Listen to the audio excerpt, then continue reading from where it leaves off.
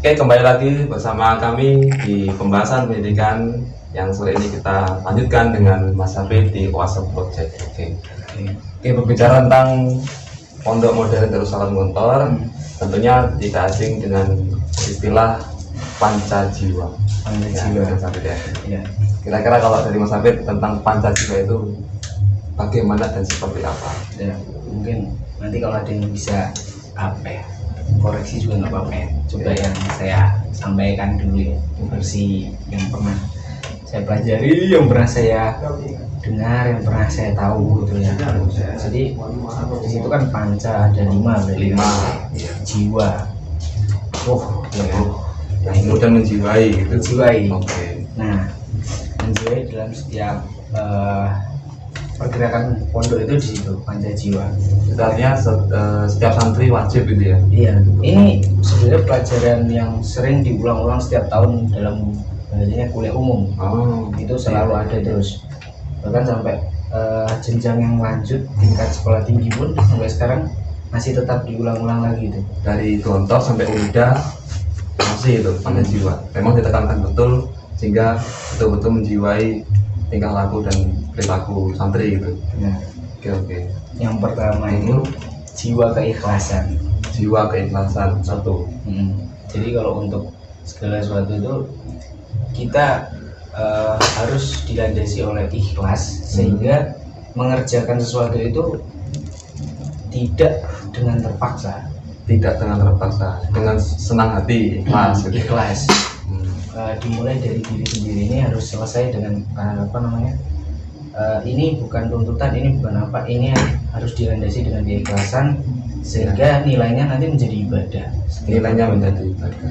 Perbuatan dalam mendidik, dalam mengurusi organisasi misalnya, atau apapun itu kegiatan yang ada di dalamnya, jiwanya yang paling utama tetap keikhlasan. Menjadi fondasi dasar gitu ya. Baik teman-teman, itu pelajaran pertama yang kita dapat di sore hari ini ya. Jadi apapun perbuatannya kalau dilandasi dengan namanya ikhlas, maka dia menjadi nilainya adalah nilai ibadah. Yang kedua, Mas Amir. Yang kedua itu jiwa kesederhanaan. Jadi sederhana di sini tidak harus kaya, tidak juga melarat. Jadi sederhana. Sederhana, tidak harus kaya, tidak harus melarat. Nah, jadi batasannya dia cukup. Nah, itu tadi tahu kadarnya, sebesar keinsafanmu, sebesar itu pula keuntunganmu. Jadi itu falsafah dari produk yang sering dikaitkan dengan jiwa kesederhanaan itu. Jadi segala sesuatu itu dilandasi oleh butuh atau tidak, seperti itu. Kebutuhan. Ada ukurannya gitu ya. Kebutuhan atau keinginan. Tidak mengedepankan keinginan ketika segala sesuatu ini dirasa perlu, barulah diselenggarakan atau diapakan. Pokoknya segala sesuatu itu harus sederhana, tidak berlebihan dan tidak kekurangan. Misalnya kalau kita punya kebutuhan juga ya, namanya pakaian gitu ya. Misalkan pakaian, berarti kalau kita cuma butuhnya ya 3 setel, ya udah 3 gitu, mungkin gitu ya. Nggak perlu sampai 10, 20 kan gitu. Oke. Menarik ya. Jadi kesederhanaan itu tercerminnya memang salah satunya ya. Padahal banyak aspeknya yang bisa sangat lumrah dilihat lah misalnya. Iya. Cara berpakaian itu ya kemeja plus celana bahan. Ada kemeja atasan itu celana bahan. Celana bahan itu untuk masuk kelas, sedangkan untuk merek atau apapun tidak diseragamkan, terserah masing-masing. Yang penting dia menggunakan yang tadi dan sederhana. Jadi sesuai sama ini kalau momennya sedang di kelas seperti ini bajunya. Olahraga beda lagi, disesuaikan dengan kebutuhan. Dimana dia mau aktivitas gitu. Benar. Kalau ada acara ya akhirnya lebih formal lagi, pakai jas, pakai celana yang lebih, yaitu menyesuaikan agendanya apa gitu. Berarti emang betul ketika kalau di Ponorogo sendiri kan hari Jumat nggak salah ya, kan anak Gontor pada keluar, ya ada hari libur juga. Kan orang-orang sering melihatnya, ini anak Gontor kelihatan. Itu ada sebenarnya ada standarnya. Memang kalau keluar minimal kalau tidak berkemeja ya harus berjaket, pakai helm yang gitu. Jadi standarisasi itu tadi ya untuk menjaga keselamatan ya salah satunya.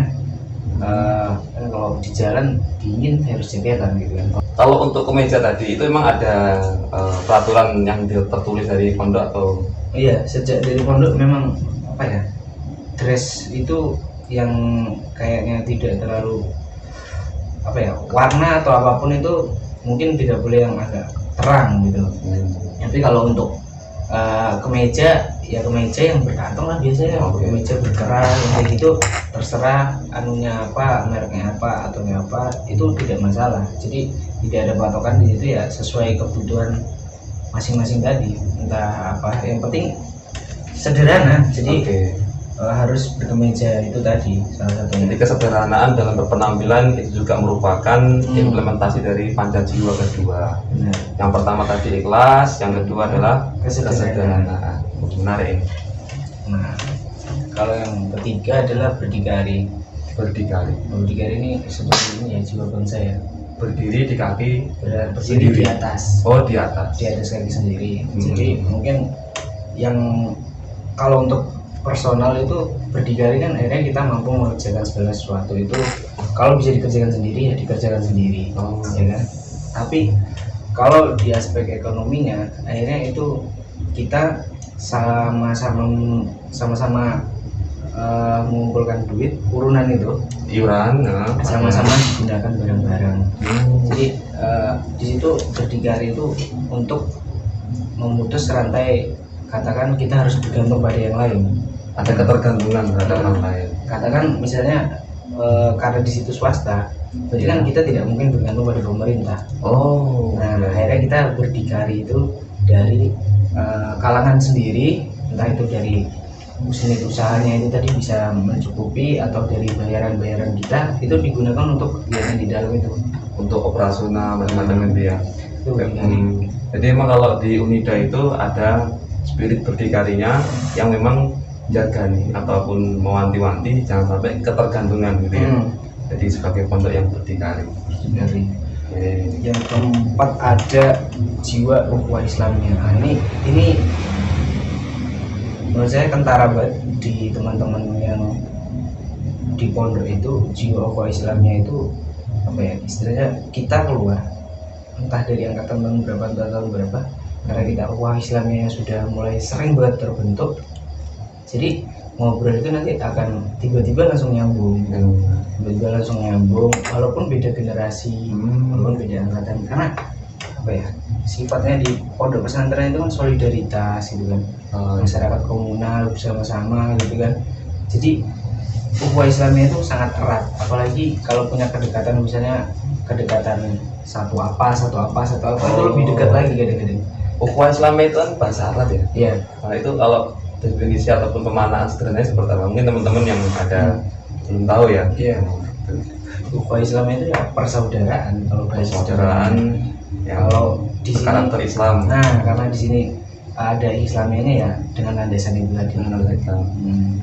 Artinya Islam di sini juga menerima daripada agama lain gitu ya. Jelas kalau itu. Soalnya saya sempat dapat informasi juga ataupun pernah lihat di Unida orang yang non Islam pun juga boleh masuk juga. Boleh. Belajar bareng-bareng, Bahkan makan bareng-bareng juga ya. Iya, di program studi agama-agama itu biasanya juga melakukan perjalanan atau apa bahasanya ya, rihlah kita yang mungkin rihlah tarbawiyah atau ya perjalanan safari ya ke tempat Buddha, ritus-ritus keagamaan lain.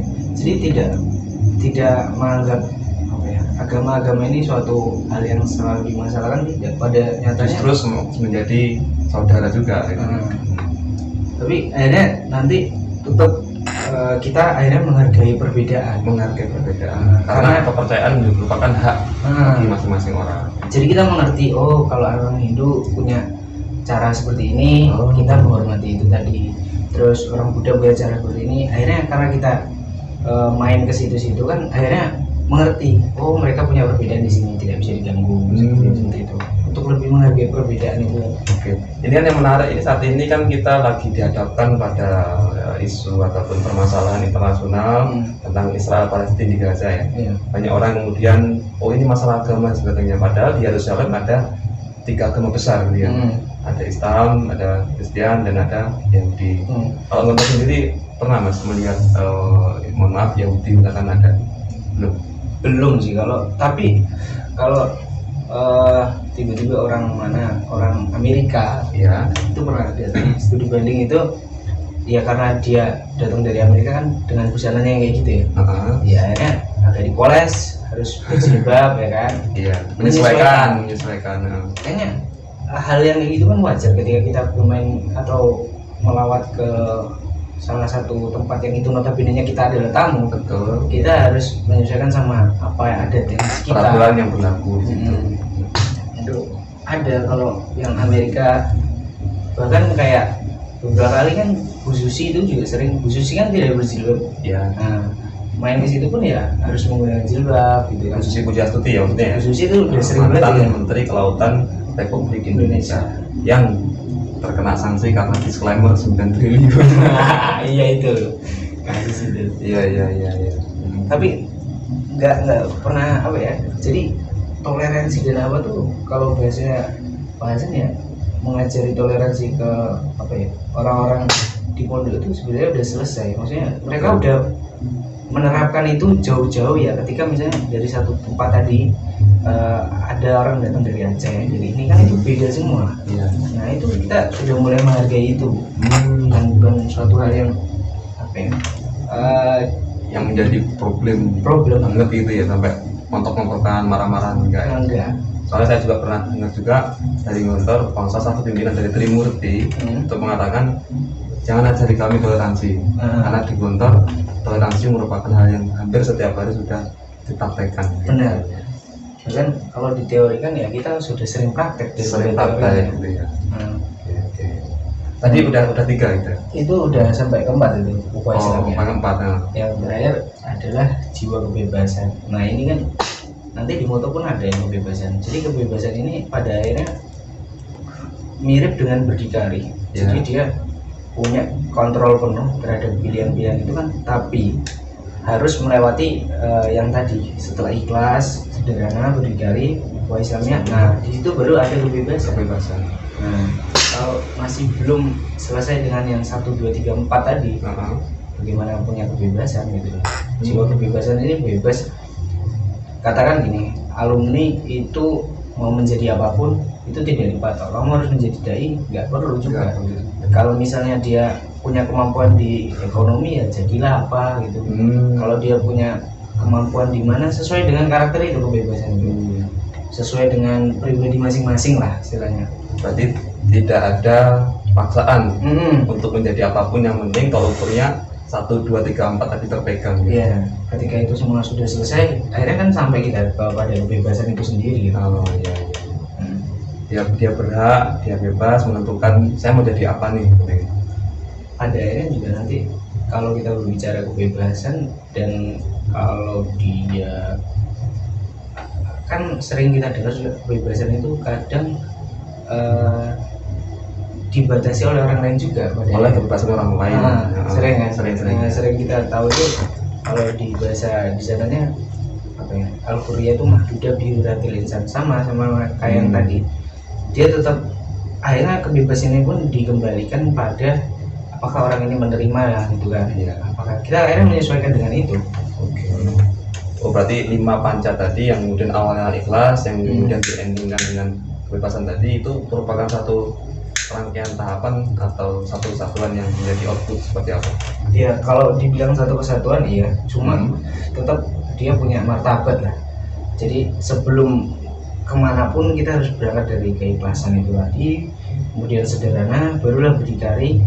Ya itu semua kayak step lah, bisa dikatakan. Kemudian kebebasan dia. Tapi kalau di satu kesatuan pun bisa disebut seperti itu. Tapi kalau kita melihat, ini alumni Gontor, berarti dia mencerminkan panca jiwa daripada pondok pesantren Darussalam Gontor. Semoga seperti itu ya. Insyaallah, amin. Iya.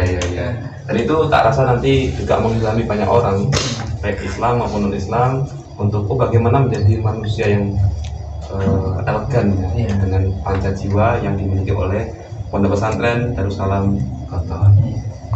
Oke, yang selanjutnya daripada panjang jiwa ada satu hal lagi tadi, Mutu. mutu. Nah, mutu itu cara yang pertama berbudi tinggi. Nah ini kalau kita kan sama-sama pendidikan ya, jadi pola afektif, kognitif, psikomotor. Nah itu terangkum dalam mutu ini juga. Jadi berbudi tinggi ini karena kita adalah santri, jadi yang diutamakan adalah akhlak. Sebelum nanti bagian yang kognitif. Nah, kita akhlak itu kan afektif banget ya, aspek sangat mendasar di perilaku berbudi tinggi.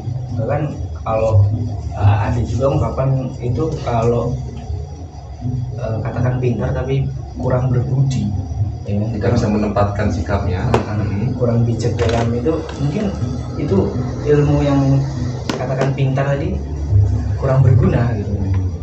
Nah, jadi aspek yang paling mendasar adalah berbudi tinggi. Akhlak itu tadi.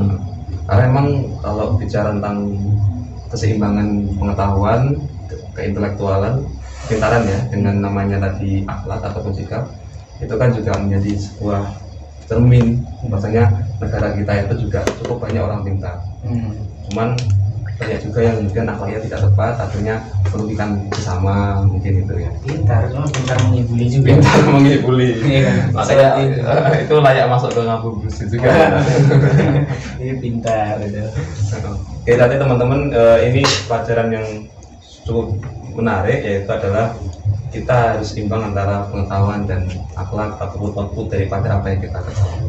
Karena ini di pondok pesantren, maka yang pertama ditekankan adalah akhlak tadi, berbudi tinggi tadi, termasuk menghormati ustadz, orang tua, sesama. Jadi kita bisa menempatkan lah bagaimana bersikap dengan teman, bersikap dengan guru, bersikap dengan Pak Yai. Itu kan berbeda-beda cara kita berperilaku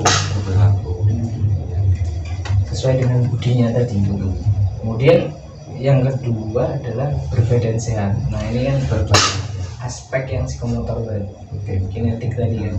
Nah berbadan sehat ini diperlukan karena memang kesehatan itu kan yang paling mahal ya. Kalau kita katakan aja kita punya apapun, tapi kita tidak sehat, mungkin apapun yang kita punya itu tidak akan berguna, terasa hambar gitu. Bahkan kita kalau masuk rumah sakit katakan kita udah punya duit banyak, masuk rumah sakit karena kita tidak berbadan sehat, ya uangnya terkuras kembali. Jadi berbadan sehat ini untuk menjaga agar tetap bisa bergerak kan kita harus sehat. Kalau sakit malah menghambat gerak juga itu. Makanya di ekstra tadi kan ada itu anak-anak yang suka main bola untuk menjaga pola badan sehat tadi. Hidup sehat, badan sehat itu ya. Nah, memang karena ini apalagi pandemi ya, kita juga melihat di mana orang itu lebih mengutamakan namanya kesehatan daripada sekedar kemudian mencari uang. Artinya uang tetap penting, cuman tetap mengutamakan kesehatan. Ini kerasa banget di pandemi gitu ya. Benar. Karena ya kalau seperti kita sering rasakan misalnya sakit, demam aja, makanan seenak apapun tuh nggak ada rasanya. Padahal harganya mahal, ya kan, katakan rasanya enak, tapi nggak ada harganya rasanya itu. Karena tidak sehat. Yang selanjutnya itu adalah ini baru yang aspek kognitif, berpengetahuan luas. Untuk bisa mengerti segala sesuatu kan kita harus punya basis pengetahuannya.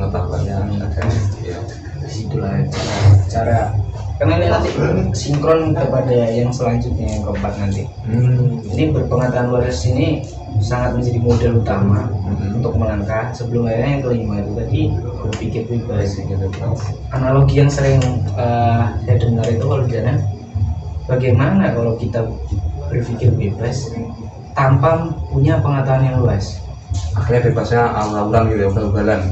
Sebelum ugal-ugalan, katakan bagaimana kita mengetahui misalnya ini udah garam satu dan terus. Ketika kita mau memilih, ya kan, berpikir bebas itu kan mirip konteksnya dengan free will, ya kan. Akhirnya kan larinya nanti kepada cara kita memilih, menentukan. menentukan sikap juga.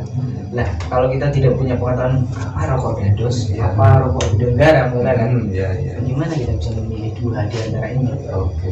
Nah, itu jadi kebebasan itu selalu katakan bergantung seberapa mengetahui dia. Seberapa besar pengetahuan tentang apa yang ingin dilakukan dipilih tadi. Itu moto dan pada jiwa tadi ya. Seperti halnya kalau boleh saya maknai juga, kita sebagai anak muda ya, kita di dalam belajar itu mau belajar mau enggak sebenarnya bebas ya. Ya. Cuman bagi orang yang tahu, tentu dia akan memilih belajar daripada tidak. Karena dia tahu konsekuensi orang nggak belajar itu nanti seperti ini, kan gitu. Ya. Betul, biasa. Selanjutnya motonya ada lagi lanjutannya itu. Udah kalau moto 4 tadi berbudi tinggi, Berbudi tinggi, berbadan sehat, berbadan sehat, mata kelas, pikiran bebas. kita bebas.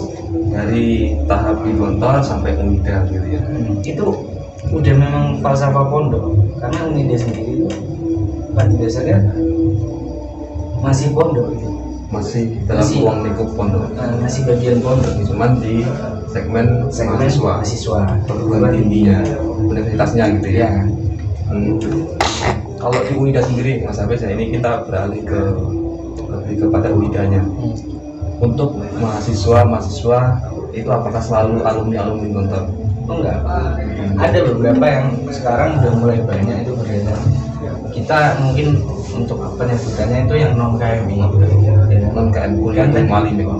tadi kan yang kalau yang dari pondok itu kan KMI berarti. Oke. Teman-teman yang dari non KMI pun sekarang udah mulai banyak, jadi tidak mesti harus dari apa namanya pesantren. Teman-teman yang dari SMA pun udah mulai ada masuk gitu. Jadi tidak memang apa ini universitas untuk siapapun gitu, Bebas terbuka untuk umum. Ya, buat teman-teman yang sudah lulus SMA yang berminat melanjutkan perguruan tinggi, Unida bisa menjadi tempat rujukan rekomendasi buat teman-teman semua untuk menimba ilmu, pengetahuan, ilmu keislaman gitu ya. Oke. Tapi jadi muncul pertanyaan Mas ini. Kalau yang dari Gontor ke Unida kan dia tidak perlu menghafal Pancasila lagi, atau kemudian dia sudah cukup melekat ya pada jiwanya sampai ke jiwa dalam. Namun barangkali kalau yang dari non Gontor awalnya kemudian kuliah di Unida, itu apakah harus ataupun diwajibkan mengulas kembali Pancasila? Pada akhirnya kita pun yang sering di KMI pun akan menerima itu lagi. Jadi memang kalau bahasanya Pak ya itu ping sewu itu 1000 kali. Untuk mengingatkan itu 1000 kali, karena manusia kan suka lupa kan. Sering lupa kan. Nah jadi akhirnya dalam eventual katakan momentual kayak setiap khutbatul arus, terus kuliah umum itu kita akan membahas tentang moto dan pada jiwa yang itu notabene-nya sudah berkali-kali setiap tahun kita dapatkan, tapi memang karena ini pengsewu itu selalu diingatkan berulang-ulang. Nah akhirnya yang non KMI juga harus akhirnya mau nggak mau ataupun secara langsung ya mendapatkan itu. penghasilan tersebut. Kalau untuk di SKS kan ya yang dalam masuk dalam program pembelajaran itu ada juga namanya bahasanya ke pondok modernan. Di situ mengulas bagaimana pondok ini falsafahnya, sejarahnya juga, semuanya juga. Nah, tapi ping sewu ini akhirnya kalau di pribadi nih, ingatnya jadinya memang kita udah berkali-kali mendapati materi yang sama.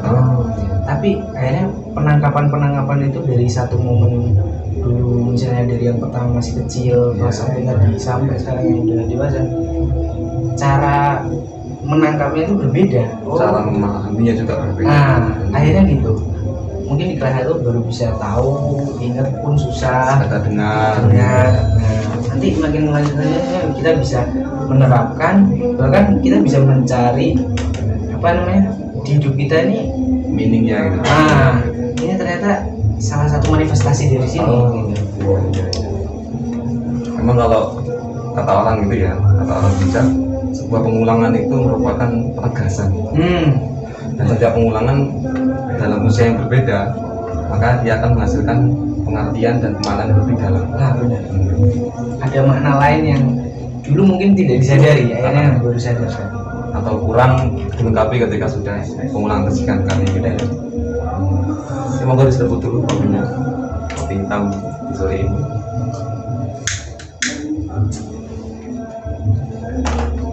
Itu teman-teman tadi ya, kita udah cukup panjang lebar, kita bahas tentang panjat jiwa, mutu, dan bahkan tidak hanya di kantor sendiri, tidak hanya untuk alumni KMI sendiri, justru ketika sudah masuk Unida maka sifatnya menyeluruh, bisa dari luar juga gabung di Unida. Menariknya ternyata ini kan ada juga beberapa lembaga yang atas nama Pondok Alumni. Pondok Alumni ini mereka pun akhirnya menerapkan sistem kayak panjat jiwa, falsafah yang seperti ini, mutu, itu pondok itu sama. Pondok alumni itu maksudnya alumni yang buat pondok. Nah, alumni yang buat pondok dengan sistem KMI. Oke. Nah, di tempatnya itu. Dan sistemnya 11-12 apa ya? Kalau bahasa sekarang tuh ada Mirip ini. ada sekarang sudah mulai dirancang RUU tentang itu, tentang sekolah pesantren, RUU pesantren, Ya. yang dia akhirnya ijazah itu bisa disetarakan loh. Oh, dengan yang di luar pesantren. Jadi itu pun cukup apa ya? Dulu kalau di tahun itu mulainya kalau tidak salah dekade 2000-an awal, 2003 atau berapa, SK itu baru muncul sehingga ijazah itu bisa disamaratakan, disetarakan, fungsionalnya sama gitu.